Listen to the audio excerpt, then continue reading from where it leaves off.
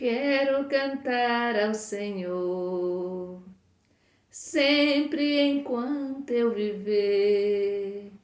Hei de provar seu amor, seu valor e seu poder. Quero cantar ao Senhor, sempre enquanto eu viver. Hei de provar seu amor, seu valor e seu poder.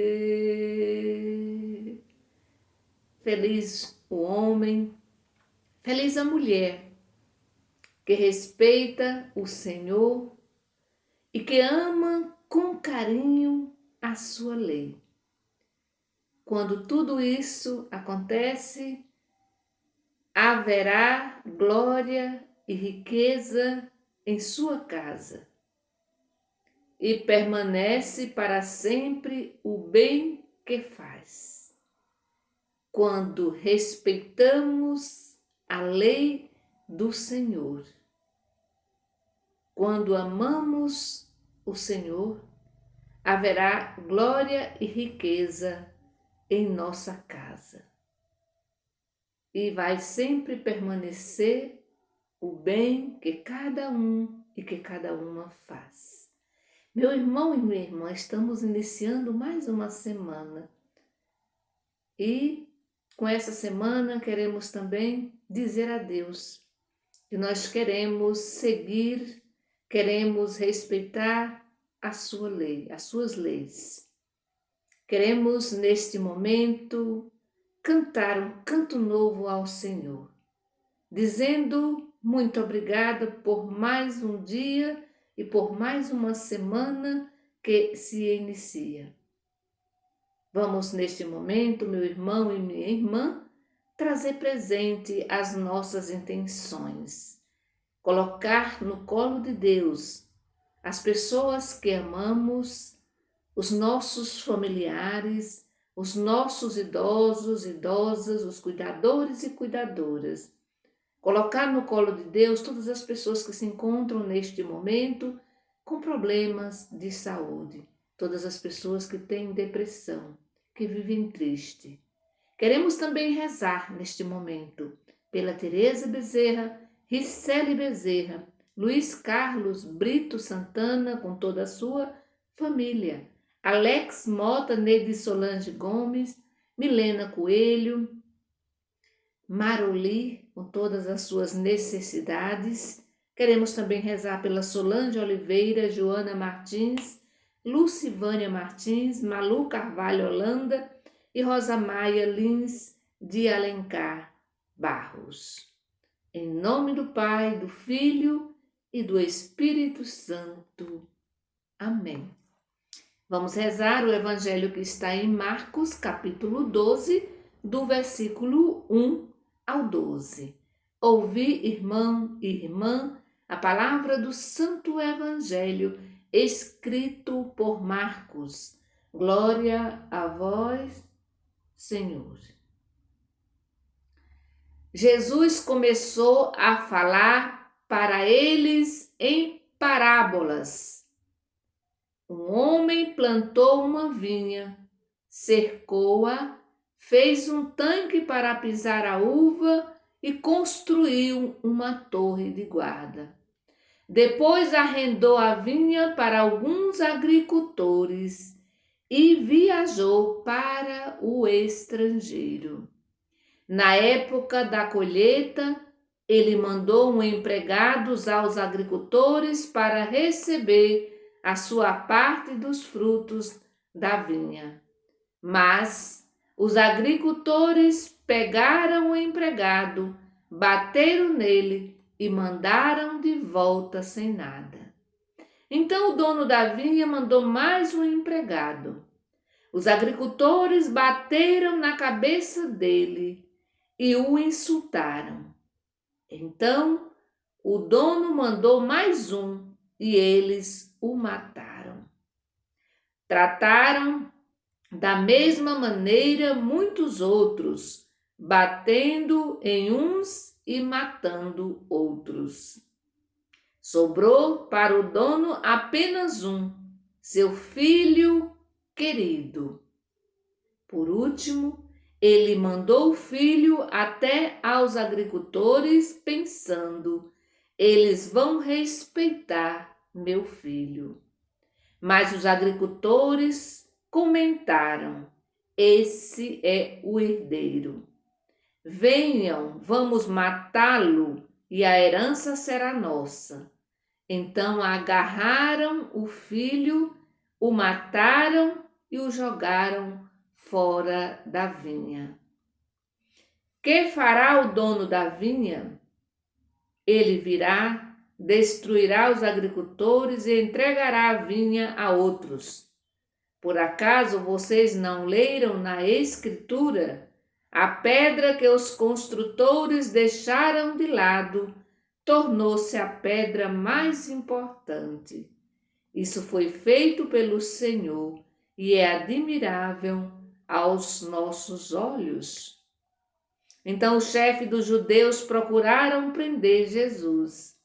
Eles tinham entendido muito bem que Jesus havia contado essa parábola contra eles, mas ficaram com medo da multidão e por isso deixaram Jesus e foram embora.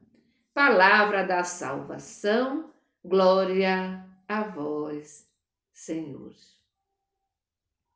É interessante observar, nesse evangelho que acabamos de ouvir, com quem Jesus está falando, para quem Jesus está falando. A gente precisa observar sempre isso, porque Jesus fala de um jeito para aquelas pessoas que são excluídas, Jesus fala de um jeito para os doentes, para os pecadores públicos, para as mulheres, para os estrangeiros. Por isso é sempre bom a gente observar para quem ou com quem Jesus está falando, para quem Jesus está falando. Nesse evangelho de hoje, Jesus está falando para as autoridades, para os doutores da lei, para os sumos sacerdotes e para os anciãos. Pessoas importantes, ou seja, líderes do povo. É bom a gente trazer sempre esse detalhe. Jesus está falando para os doutores da lei, ou seja, os conhecedores das Escrituras, para os sumos sacerdotes, anciãos, líderes do povo, coordenadores do povo. Então Jesus vai contar uma parábola para esse público. E essa parábola, essa parábola quer passar uma mensagem, e uma mensagem muito importante para esse público, ou seja, para essas autoridades. Começa dizendo, que a parábola começa dizendo que um homem plantou uma vinha. E vamos prestar bem atenção nessa palavra vinha. E tudo o que era necessário para que essa vinha fosse bem cuidada, para que ela desse bastante frutos, ele providenciou. Ele providenciou tudo, cuidou bem de todo aquele início. Depois ele precisava viajar e ir para o estrangeiro, e diz o texto que ele arrendou a vinha para os agricultores. Quem são esses agricultores? Quem são esses agricultores? Sacerdotes, os sumos sacerdotes, os doutores da lei, os anciãos, as lideranças. E é bom a gente também rezar e trazer presente cada um de nós. Depois de um tempo fora, o dono da vinha, o texto vai dizer que ele mandou o primeiro empregado, para pegar a sua parte, ou a parte dos frutos. E os agricultores bateram no empregado e mandaram de volta de mãos vazias. Depois ele manda mais outros, agricultores batem, insultam, matam. E assim vai mandando, e mandou mais outro. E por último, ele mandou o seu filho único, seu filho querido. E esses agricultores também não tiveram pena dele, do filho do herdeiro, e terminaram matando, conforme diz o texto, mataram o filho, né? Mas os agricultores, esse é o herdeiro, venham, vamos matá-lo e a herança será nossa. Aqui há uma cobiça, né? Uma inveja, né? Um desejo de possuir aquilo que não lhe pertence. Meu irmão e minha irmã, nós vamos fazer, olhando um pouquinho também para o Antigo, o Primeiro Testamento, que Deus vai mandando, em cada época, Ele vai enviando pessoas, enviou vários profetas, mas esses agricultores não aceitaram os profetas. Alguns mataram, outros eles expulsaram e assim por diante. A vinha aqui significa o povo de Deus. O povo de Deus.